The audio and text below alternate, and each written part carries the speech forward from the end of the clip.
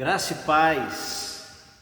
Aqui estamos mais uma vez. Eu sou o pastor Amarildo, da Igreja Batista Cristo Rei, em São Miguel do Guaporé, Rondônia, e estamos ministrando uma série que nós estamos dando o nome simplesmente de Apocalipse.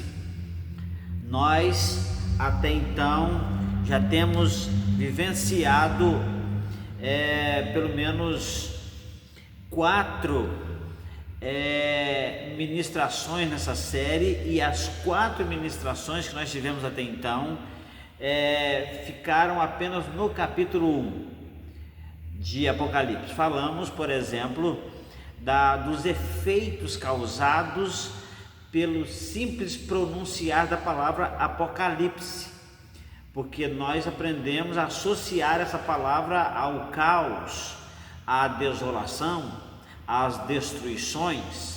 Quando falamos em algo apocalíptico, pensamos em destruição, pensamos numa cidade descolorida, fumegando, com escombros, carros batidos, mortes. É assim que a gente entende as questões apocalípticas. Porém, o que nós aprendemos é que a palavra Apocalipse ela tem um significado muito especial, que é revelação. Na segunda ministração nós falamos sobre a escola e o método de interpretação do Apocalipse, bem como de toda a palavra de Deus. Depois nós falamos sobre a saudação que João começou o livro. Ele fala do graça e paz. Ele sauda a igreja ou as igrejas da Ásia com graça e paz, e nós falamos sobre a profundidade, a beleza dessa saudação. Por fim, nós falamos no capítulo 1 ainda sobre a fundamentação para a obra do livro de Apocalipse, para a escrita, o envio das cartas, a recepção das cartas, a credibilidade da carta, tendo uma fundamentação, e aprendemos que a fundamentação para a carta do Apocalipse, para o livro de Apocalipse, é o próprio Jesus Cristo. Então nós falamos sobre isso, não é? E hoje nós queremos nessa ministração, começar aqui no capítulo 2 de Apocalipse, falando das cartas escritas às 7 igrejas. E é interessante que antes de orar, eu quero até falar sobre isso, é que sempre nós entendemos que o capítulo 2 e o capítulo 3 de Apocalipse contém 7 cartas, as cartas escritas às igrejas. Se nós formos observar e considerarmos esses pequenos trechos como as cartas escritas a cada igreja, dá a sensação que elas começam e terminam nesses pequenos trechos, não é? E parece que a única coisa escrita às igrejas foram essas cartas. Na verdade, o que foi escrito às igrejas foi todo o livro de Apocalipse. A grande carta para que as igrejas pudessem ler, o anjo da igreja pudesse transmitir às igrejas, a totalidade das revelações do Apocalipse. Porém, nós vamos ver aqui tematizadamente, se é que eu posso dizer assim, cada carta a uma igreja, e essas cartas às 7 igrejas da Ásia considera-se os capítulos 2 e 3. Portanto, o que eu aprendo, o que eu quero mostrar para você é que esses trechos que nós chamamos de carta às 7 igrejas são apenas introduções à grande carta, introduções personalizadas para cada igreja ou para cada situação da igreja, porque as 7 igrejas da Ásia compreende a história da igreja, tanto naquele tempo como no nosso. Acredito que todos os tempos a igreja teve essas características todas registradas nas 7 introduções das cartas, dessa grande carta às igrejas. Então quero orar com você e logo depois vamos ler a palavra. Pai querido, Pai amado, muito obrigado, Senhor, por mais esse momento, por mais essa ministração, por mais esse tempo que o Senhor nos dá para transmitir a palavra do Senhor nesse livro tão maravilhoso, tão confortante, tão balsâmico para os nossos corações. Que o Senhor então venha ministrar a nós para que possamos, ó Deus, compreender um pouco mais da Tua palavra. Abençoe a cada um que está nos vendo, nos ouvindo, e que possam ser abençoados por esta ministração. Em nome de Jesus nós oramos, amém. Pois bem, estamos aqui em Rondônia, estamos aqui em São Miguel do Guaporé, na Igreja Batista Cristo Rei. Todas as quintas-feiras nós temos um culto, um encontro aqui às 19h30, e nesse tempo estamos ministrando a série Apocalipse. Eu quero ler com você o capítulo 2 de Apocalipse, do verso 1 ao verso 7, que diz assim: Ao anjo da igreja de Éfeso escreve: Isto diz aquele que tem na mão direita as 7 estrelas e que anda no meio dos 7 candeeiros, ou dos 7 castiçais de ouro. Conheço as tuas obras, o seu trabalho, a tua perseverança, que não pode suportar os maus, e que puseste à prova os que se dizem apóstolos e não são, e os achastes mentirosos. Tens perseverança, e por causa do meu nome sofreste e não desfaleceste. Tenho, porém, contra ti que abandonaste o teu primeiro amor. Lembra-te, pois, de onde caíste, arrepende e volta à prática das primeiras obras. Se não te arrependeres, brevemente virei a ti e tirarei do seu lugar o seu candeeiro, se não te arrependeres. Tens, porém, a teu favor que odeias as obras dos nicolaítas, as quais eu também odeio.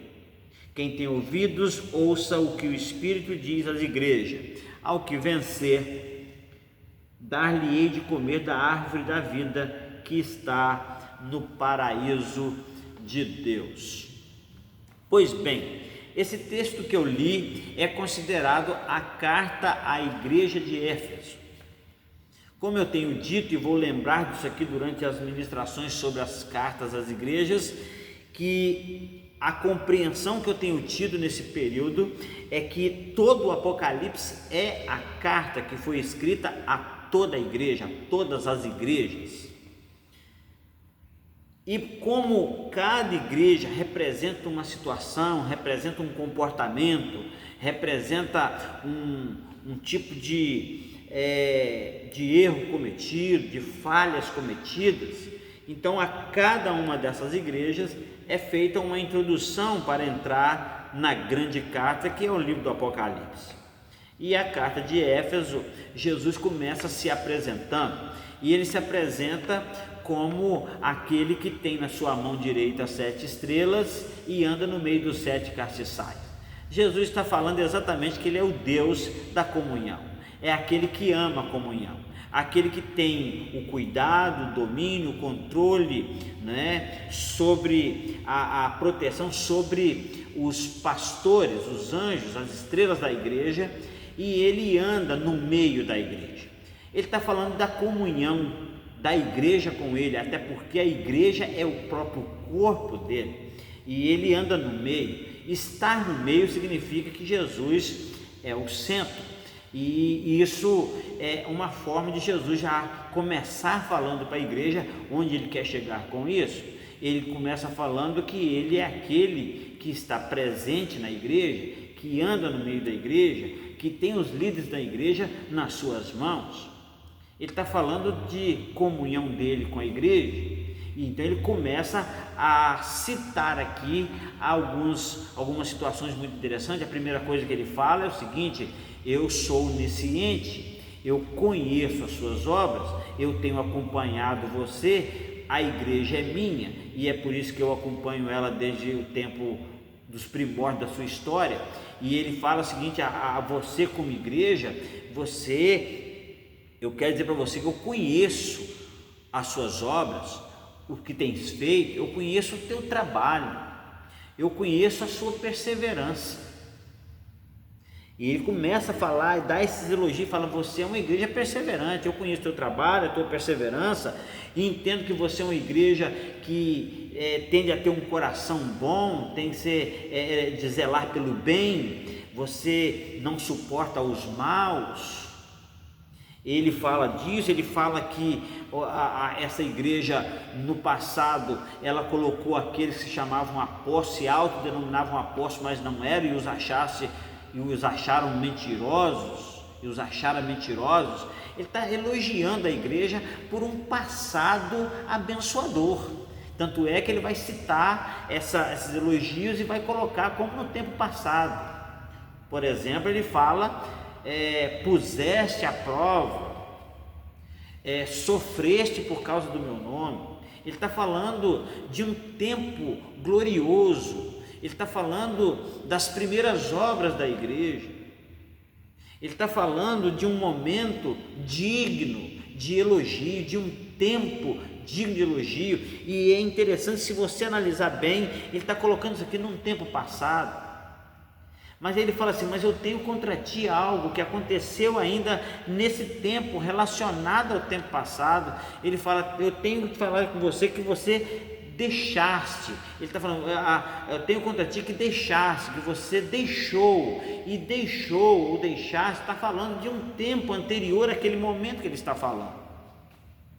Então ele vai falar que a igreja, ela abandonou, se distanciou, deixou o seu primeiro amor. E isso é muito interessante, é muito complicado, até mesmo é pesado, porque quando ele fala que ela deixou o primeiro amor, ele está dizendo: você teve todas as características dignas de elogio, mas você chegou um momento que você virou as costas para Deus. É interessante que aquela igreja continuou sendo igreja, continuou se comportando aparentemente como igreja. Era uma igreja que funcionava, era uma igreja que tinha seus rituais religiosos, é uma igreja que tinha tudo de uma igreja que parecia muito ainda com aquela igreja para a qual Jesus falou de vários elogios, elogiou de várias maneiras. Mas ele tinha algo contra ela, e o que ele tinha contra ela é que ela havia caído. Ela havia deixado o primeiro amor. A primeira consequência, ou a grande consequência de se abandonar Deus, é a queda. Quando a Bíblia fala que o primeiro casal criado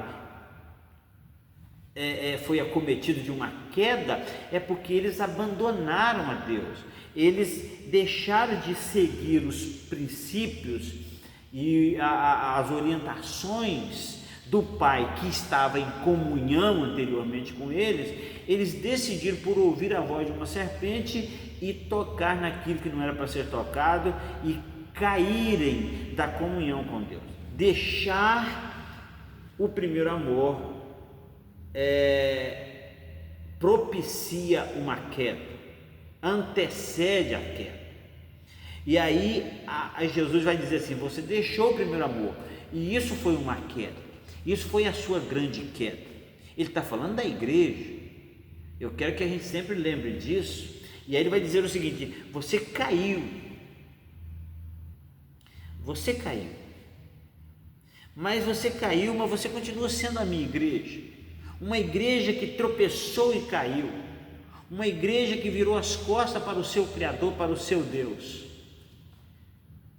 Mas você pode fazer algo e pode se reerguer. E ele fala de 3 coisas que a igreja precisa fazer. Ele vai falar, por exemplo, que a igreja, ela precisa se lembrar. A igreja precisa se lembrar. A igreja, ela precisa se lembrar de onde ela caiu, do lugar onde ela caiu. A palavra de Deus vai nos dizer que o Senhor nos faz assentar nos seus lugares altos. A palavra de Deus vai dizer que Jesus nos colocou assentados nos lugares celestiais em Cristo. E uma vez que nós abandonamos e perdemos o primeiro amor, nós caímos dessa posição. Nós fomos destituídos. Nós caímos.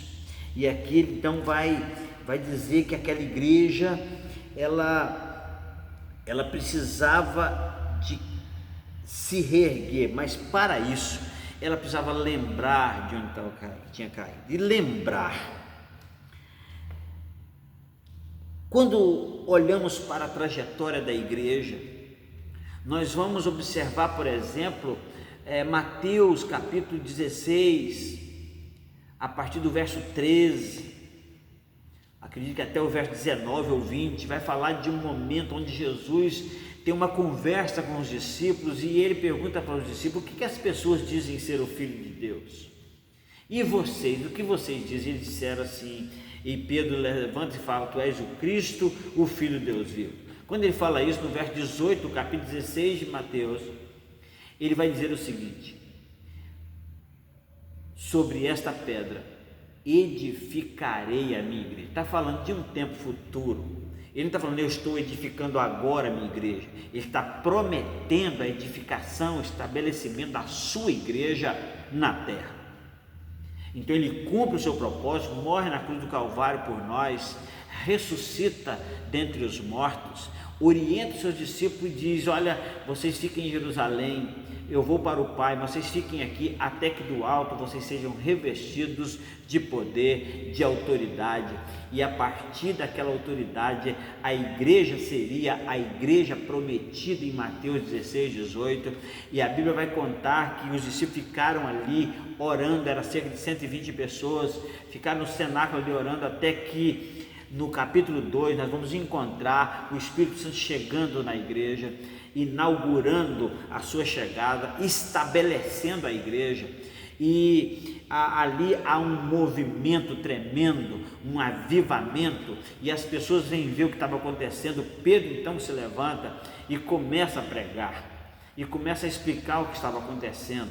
A palavra de Deus vai dizer que esse foi um momento maravilhoso, porque 3.000 pessoas, ou quase 3.000 almas, se agregaram ao povo de Deus, e ali eles começam as primeiras obras. A grande primeira obra foi essa pregação de Pedro, e aí eles começam a ter uma vida em comunidade, uma vida maravilhosa.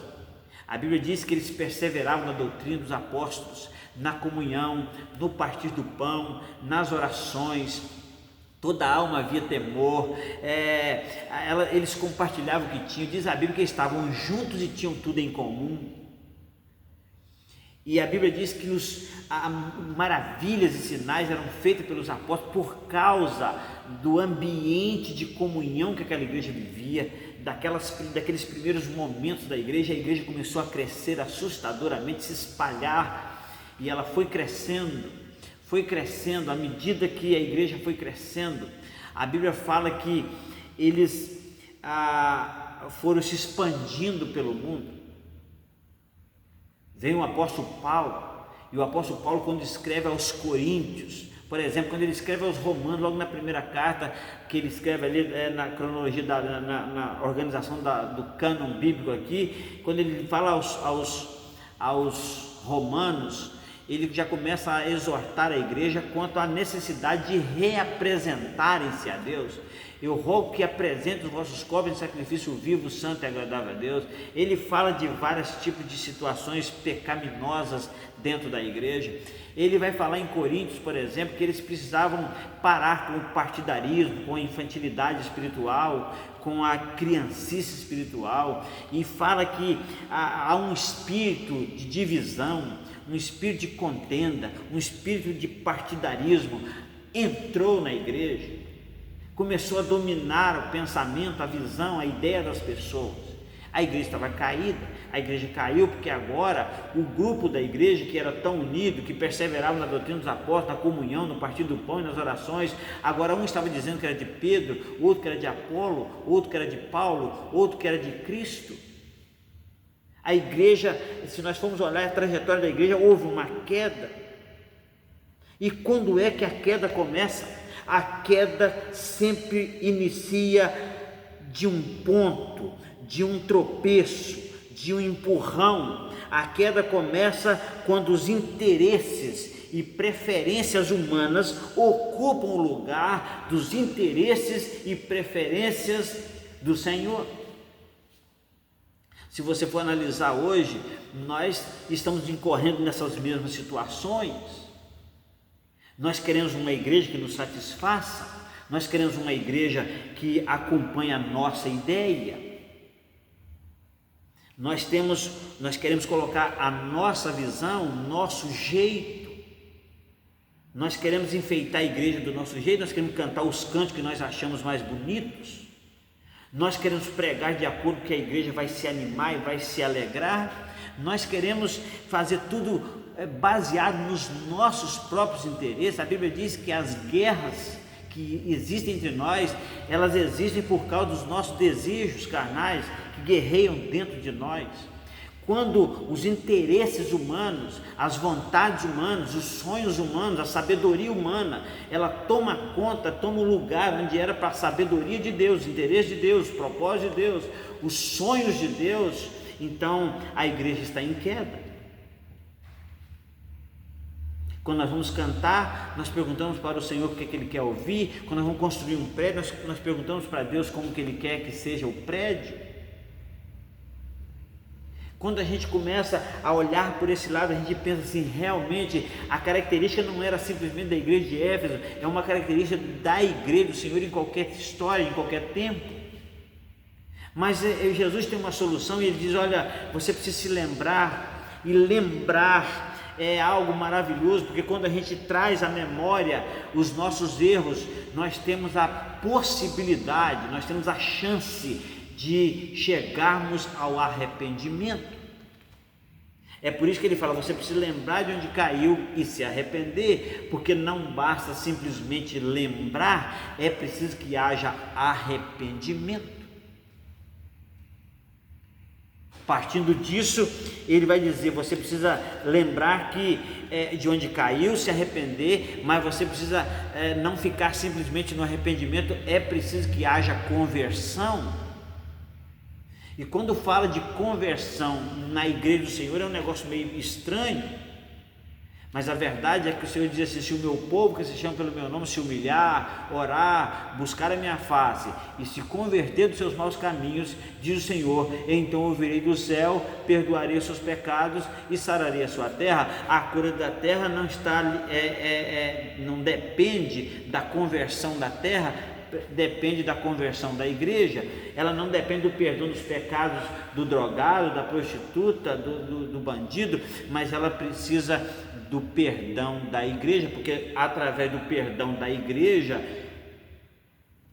dos pecados cometidos pela igreja, a terra é curada.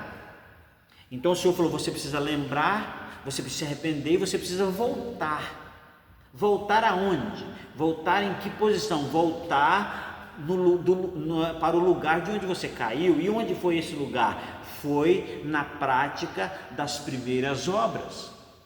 E as primeiras obras da igreja, nós já falamos aqui, começa lá em Atos dos Apóstolos, capítulo 1, Atos do Espírito Santo, eu chamo de Atos do Espírito Santo.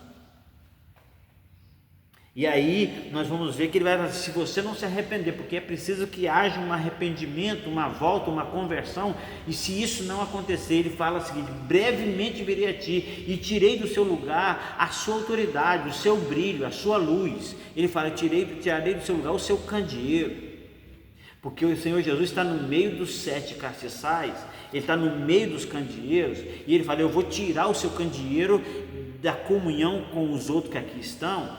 Então você vai ser retirado e o seu brilho vai sair e você vai perder sua autoridade, porque a identidade da igreja é ser luz. Jesus disse, eu sou a luz do mundo, e diz também, vós sois a luz do mundo, porque nós somos o corpo de Cristo. E se tirar a luz, tira tudo, porque se tirar a luz da igreja, tira Jesus dela. Na verdade, ela já estava sem Jesus porque ela havia afastada, ela havia perdido o primeiro amor. E aí Jesus fala, a necessidade que vocês têm é de voltar, é de praticar as primeiras obras. Ele fala para onde deveriam voltar? Deveriam voltar para a prática das primeiras obras. Nesse caso, não podemos deixar de voltar no tempo, lá no estabelecimento da igreja, no Atos 2. Jesus diz que a consequência do não arrependimento é a retirada do seu lugar, do seu candeeiro. Candeeiro é luz, é o testemunho, é a função, porque a função do candeeiro é fornecer luz. E o candeeiro, como ele disse lá no versículo 20 do capítulo 1, os 7 candeeiros são as 7 igrejas. Então, tirando a luz, tira a função da igreja. E qual é a função da igreja? É ser corpo de Cristo, ser luz, ser cura para a terra, ser uma voz profética na cidade, na comunidade. A igreja está aqui para ser uma porta de salvação para a comunidade.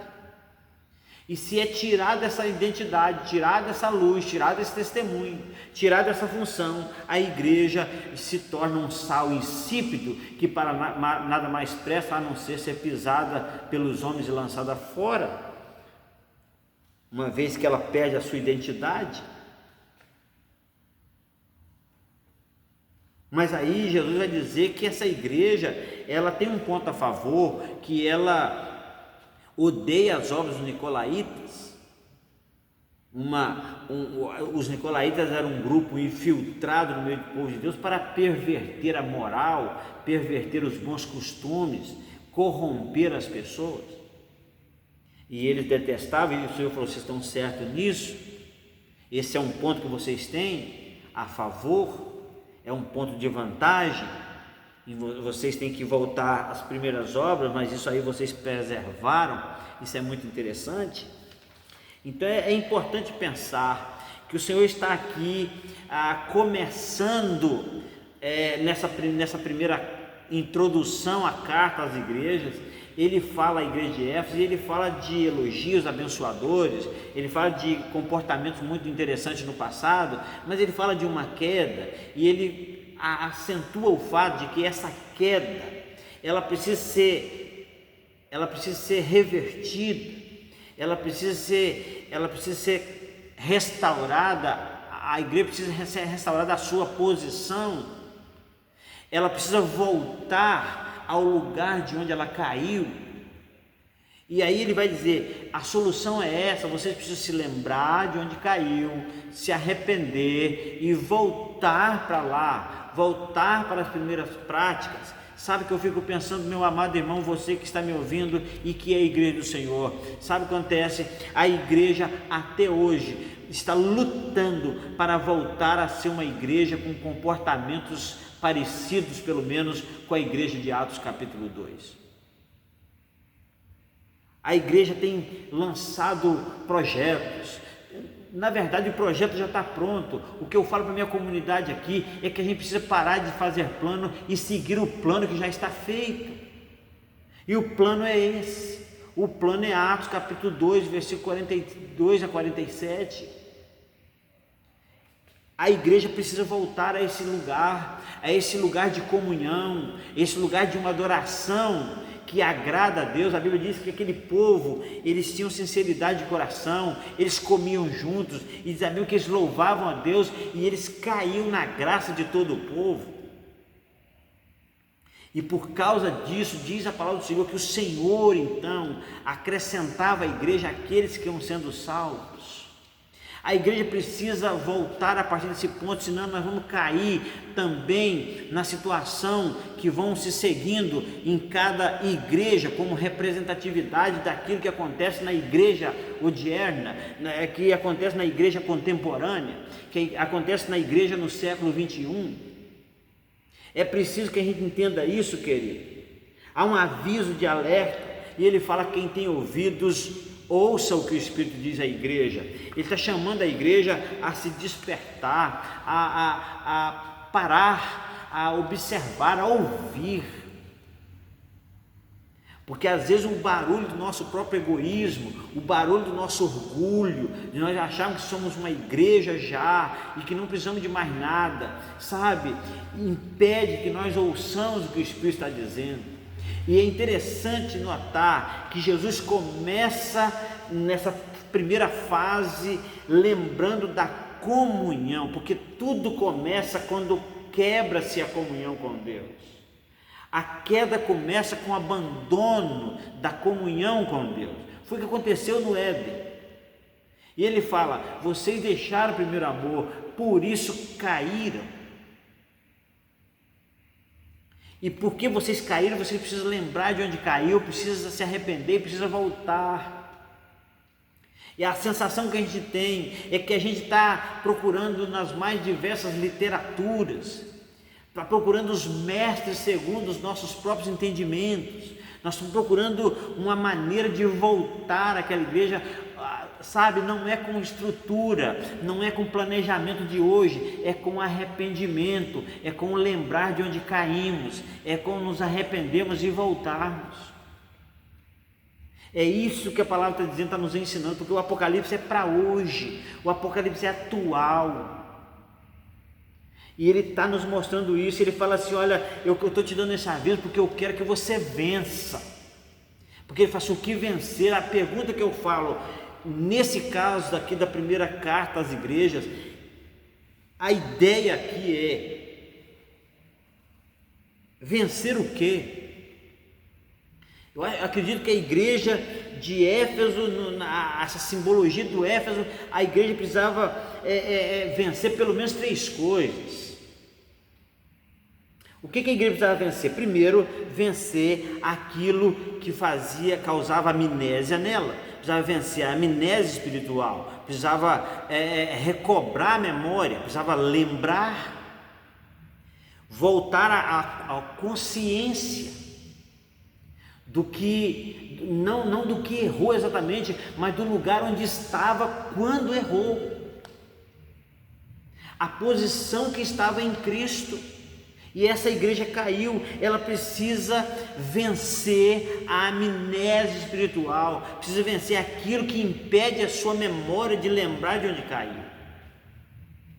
Ela precisa voltar à consciência, precisa se despertar. Eu sempre tenho falado que avivamento é uma questão de vida ou morte. Ou a gente aviva ou a gente morre. Ou a gente é avivado, a gente morre. Ou a igreja vê um avivamento ou assiste um funeral. A igreja precisa acordar, e a primeira coisa aqui é isso: ela precisa vencer a amnésia espiritual. A segunda coisa que ela precisa vencer é a insensibilidade e o orgulho, porque a insensibilidade e o orgulho impede o arrependimento. Se você não tem sensibilidade quanto ao que você errou, você não se arrepende. Se você não tem consciência de erro, você não se arrepende. Então ela precisa também vencer a insensibilidade espiritual e o orgulho que impede ela de se curvar, de dobrar a cerviz, de se arrepender. Nós precisamos disso, eu preciso, você precisa, a igreja do Senhor no nosso tempo precisa, e é por isso que precisamos estudar o Apocalipse, sabe? Porque são situações, são marcas da igreja em todos os tempos. Então ela precisa vencer a amnésia espiritual, ela precisa vencer a insensibilidade e o orgulho, ela precisa vencer a dureza que impede a conversão. Eu gosto de pensar que não existe seres humanos mais duros para se converter do que aqueles que se acham convertidos. Então é preciso que a gente entenda isso, e ele vai falar: se você vencer isso, eu tenho um presente para você. Você vai poder experimentar aquilo que Adão e Eva foram impedidos de experimentar. A árvore da vida que foi tirada do acesso, foi restrito o acesso de Adão e Eva à árvore da vida, você vai poder tocar nela, comer dela, que está no paraíso de Deus. Jesus quer que a igreja participe da comunhão da árvore da vida. Jesus quer que você vença como igreja, que nós vençamos como igreja. Mas para que a gente vença, a gente precisa ouvir o que o Espírito está dizendo.